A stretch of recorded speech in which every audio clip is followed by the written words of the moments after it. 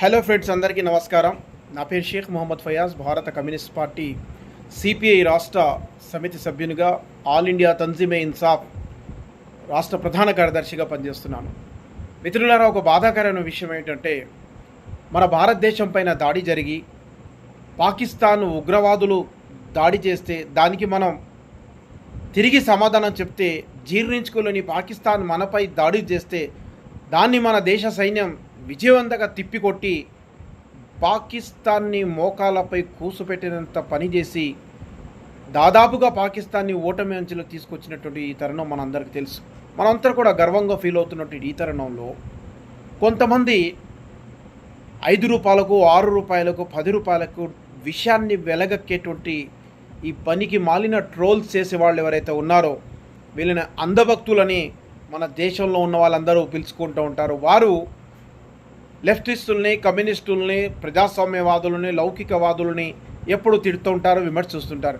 కానీ ఈరోజు వారు అన్ని హద్దులు దాటేసి భారత విదేశాంగ కార్యదర్శి విక్రమ్ మిశ్రీ అనేటువంటి ఒక సూపర్ ఐఏఎస్ ఆఫీసర్, మన దేశంలో అత్యంత సీనియర్ అయినటువంటి దాదాపుగా 3 ప్రధానుల దగ్గర అత్యంత క్లోజ్ క్వార్టర్స్లో పనిచేసినటువంటి వ్యక్తి, ప్రస్తుతం మన విదేశాంగ కార్యదర్శిగా పనిచేస్తున్నటువంటి విక్రమ్ మిశ్రీ, ఆయన ఆపరేషన్ సింధూర్ సంబంధించినటువంటి అంశాలను ప్రెస్ ముందులు సగర్వంగా ప్రపంచం ముందు భారతదేశం తల ఎత్తుకొనిలా మాట్లాడి చాలా అంటే చాలా అద్భుతంగా ప్రజెంట్ చేసి మన చేసినటువంటి ఆపరేషన్ ఒక విషయాలను అత్యంతగా అఫీషియల్గా చెప్పినటువంటి వ్యక్తి ఆయన చెప్పినటువంటి భాష, ఆయన బాడీ లాంగ్వేజ్, ఇవన్నీ కూడా ప్రపంచ మీడియా అంతా కూడా ఆయనని పొగుడుతూ కొనియాడినటువంటి పరిస్థితి మనం అందరూ చూసాం.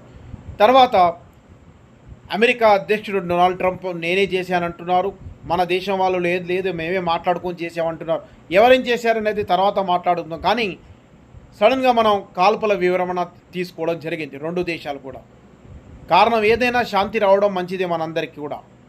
కానీ ఈ కాల్పుల విరమణ అనేది ఒక దేశ ప్రభుత్వం చేస్తుంది. ప్రధాని, పిఎంఓ, లేకపోతే హోంశాఖ, విదేశాంగ, లేకపోతే డిఫెన్స్ మినిస్టరు, వీళ్ళందరూ కూర్చొని చేసేటువంటి వ్యవహారం అనేటువంటి కనీస అవగాహన లేని మూర్ఖులు కేవలం మీడియా ముందు ప్రభుత్వ నిర్ణయాన్ని ప్రకటించినటువంటి విదేశాంగ కార్యదర్శి అయినటువంటి విక్రమ్ మిశ్రీ పైన విపరీతంగా ట్రోల్ చేస్తూ ఆయన ఒక 10-15 సంవత్సరాల క్రితం ఉన్నటువంటి ఆయన ఫోటోలను, వీడియోలను, ఆయన కూతుర్ని, వారి ఫ్యామిలీని మొత్తాన్ని ఇందులోకి లాగి విపరీతంగా ఆయనని ట్రోల్ చేసి ఆయనను అవమానపరుస్తున్నటువంటి పరిస్థితి. అసలు మన విదేశాంగ కార్యదర్శిని అవమానించడం అంటే మొత్తం దేశాన్ని అవమానించినట్టే.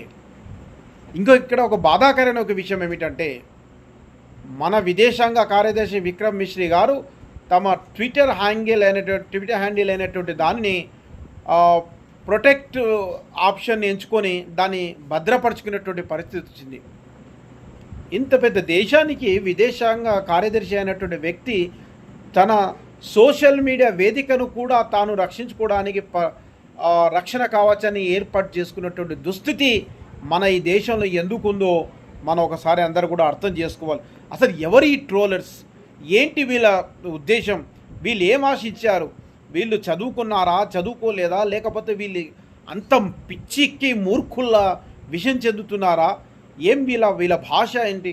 మీరు ఒకసారి ట్విట్టర్లోకి వెళ్ళి చూస్తే వాళ్ళు మాట్లాడుతున్న భాష ఎంత పనికిమాలిన భాష. వీళ్ళు మేము దేశభక్తులు అంటారు, దేశం కోసం సర్వం త్యాగాలు చేసిన వాళ్ళని తిడుతూ ఉంటారు. మేము దేశభక్తులం అంటారు. వీళ్ళు దేశం కోసం బాధ్యతలు తీసుకుని ప్రాణాలను ప్రణంగా పెట్టి ముందుండి పోరాడుతున్నట్టు వాళ్ళని తిడతారు. వీళ్ళు దేశభక్తులు అంటారు, దేశం మీద వచ్చి దాడి చేసి మా పౌరులను చంపేశారంటారు.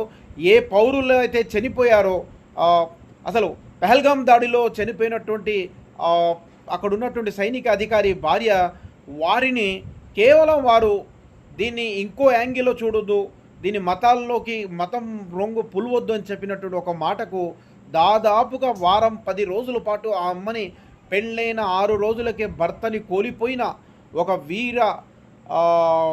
వీరుడు ఎవరైతే ఉన్నారో, అమరవీరుడు, ఆయన భార్యని, అందులో డిఫెన్స్ మిలిటరీ ఆఫీసర్కి సంబంధించిన భార్యని విపరీతమైనటువంటి అసభ్య పదజాలంతో తిట్టడం, ఎవరు మాట్లాడితే వాళ్ళని తిట్టడం అనేది మనం చూస్తున్నాం. అసలు ఏంటి వీళ్ళు ఎక్కడ పోతున్నారు?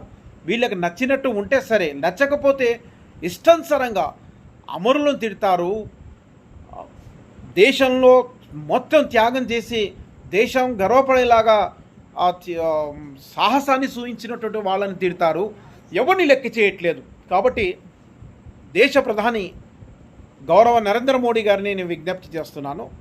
నిజంగా మీరు చాలా అంటే చాలా ఇమ్మీడియట్లీగా ఈ ట్రోల్ చేసి భారతదేశ ప్రతిష్టను అంతర్జాతీయ వేదికలపైన దిగజార్చే విధంగా మాట్లాడుతున్నటువంటి ఈ నీచులపైన, మూర్ఖులపైన భారత శిక్షా శృతిలో ఉన్నటువంటి చట్టాలన్నీ ఉపయోగించి వాళ్ళని కఠినంగా శిక్షించాలి.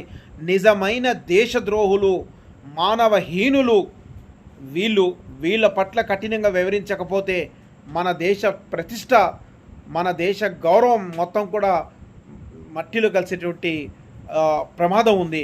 అసలు మిత్రులారా, మీరు అందరూ అర్థం చేసుకోవాలి.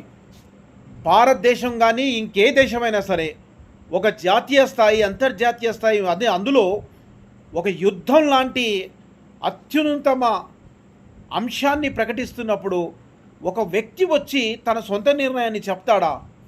ఇది ఒక ప్రభుత్వ నిర్ణయం. ఇందులో ప్రభుత్వ పెద్దలందరూ, దేశాధినేతలందరూ పాల్గొని ఉంటారు. ఆ నిర్ణయాన్ని కేవలం ఒక వ్యక్తి వ్యక్తపరుస్తున్నారనేటువంటి కనీస ఇంగిత జ్ఞానం లేకుండా మాట్లాడి ఇంత విపరీతంగా ట్రోల్ చేస్తున్న వీళ్ళని ఏమనాలి? కాబట్టి ఇలాంటి వాళ్ళ పట్ల చాలా చాలా అంటే చాలా జాగ్రత్తగా ఉండాలి.